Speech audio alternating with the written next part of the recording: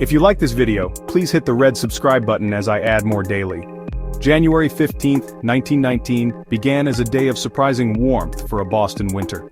The city was bustling with its usual energy, its people going about their daily routines under a deceptively mild sky. In the North End, a vibrant and densely populated neighborhood, children played in the streets. Workers moved goods along the busy waterfront. This was a city accustomed to the harshness of the sea and the bite of the cold, but entirely unprepared for the unusual disaster silently brewing in its very heart. Looming over this scene was a structure so commonplace, scarcely noticed by the thousands who passed it each day. This was the great Molasses tank of the Purity Distilling Company. It stood an imposing 50 feet high and 90 feet in diameter, a colossal steel cylinder painted a dull, unassuming brown. This enormous vessel held over 2 million gallons of crude molasses, a vital ingredient for producing industrial alcohol, crucial for the munitions industry after the Great War. For years, the tank had been a source of local whispers and quiet concerns. Residents often spoke of groaning and creaking sounds, particularly when it was being filled. It was known to leak.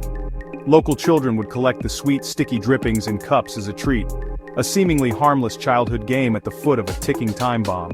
The company repeatedly dismissed warnings, patching leaks but never addressing structural weaknesses. The tank had been hastily constructed and never properly tested. On that unseasonably warm January day, the fermenting contents expanded, placing unbearable strain on compromised rivets and steel plates. The stage was set for a catastrophe, a force forged in a crucible of industrial negligence.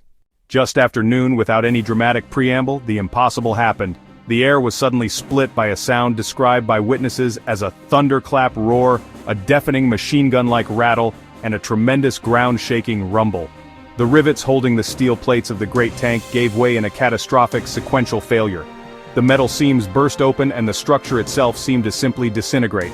In that single, violent moment, 2.3 million gallons of thick brown molasses were released from their confinement, not as a simple spill, but as an explosive, cohesive wave of immense power and destructive capability. This was no gentle ooze. The initial wave was a terrifying wall of dark liquid, estimated to be as high as 25 feet. It moved with astonishing speed, surging through the streets at approximately 35 miles per hour. This was the speed of a galloping horse, an unstoppable force of viscosity and weight. The sheer physics of the event were horrifying.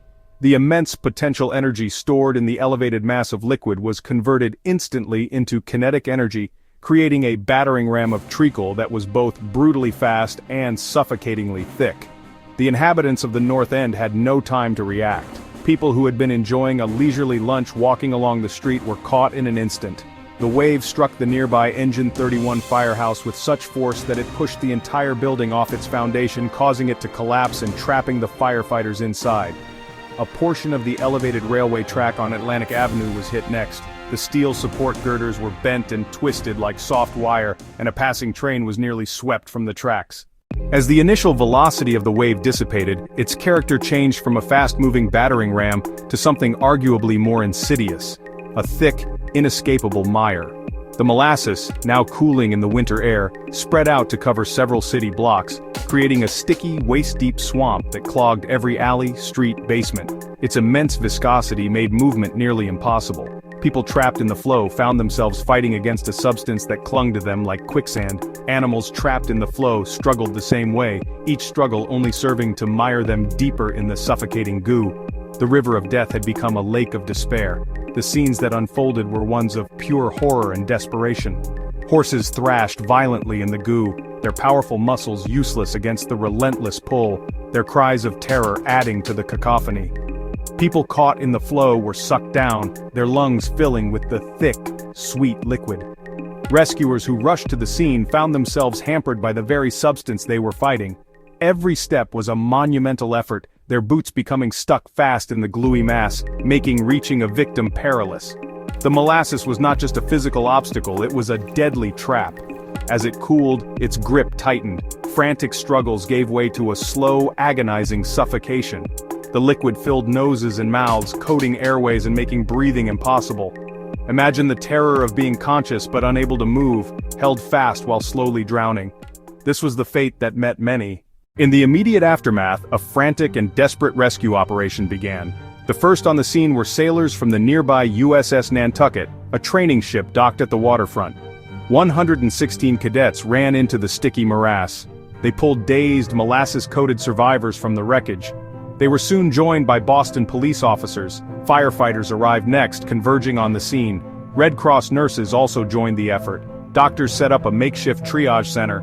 Nurses worked tirelessly to clean molasses from victims' airways to prevent suffocation. The human toll became clearer as the hours wore on. In total, 21 people lost their lives. Victims ranged from a 10-year-old boy to a 78-year-old man. Another 150 people were injured, many severely. The molasses had not discriminated. City workers, a blacksmith, a firefighter, and residents simply in the wrong place at the wrong time. Each discovery of a body encased in the hardened molasses was a heartbreaking ordeal. Buildings were completely flattened. The Clafferty House, where a wake was being held, was swept away. The elevated train structure was so badly damaged it remained closed for days. The firehouse was a ruin. The financial cost was immense, estimated at over $100 million in today's currency. The cleanup effort was a monumental undertaking that lasted for weeks and months. Firefighters used high-pressure hoses to try and wash the molasses into the harbor. Salt water from the harbor was eventually pumped onto the streets to break down the molasses. For a long time, everything in the vicinity remained sticky, tools coated in a thin brown film. Streets stayed sticky and brown.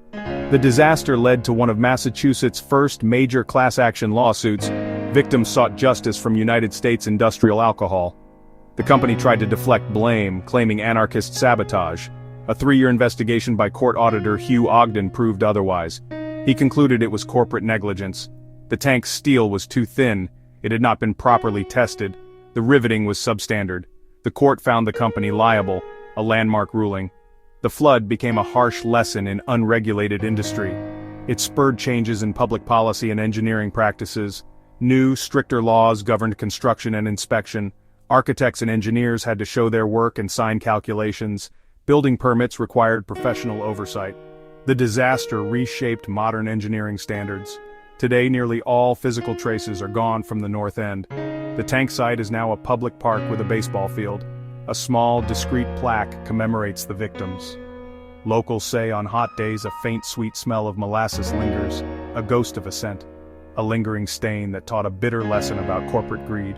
If you like this video, please hit the red subscribe button as I add more daily.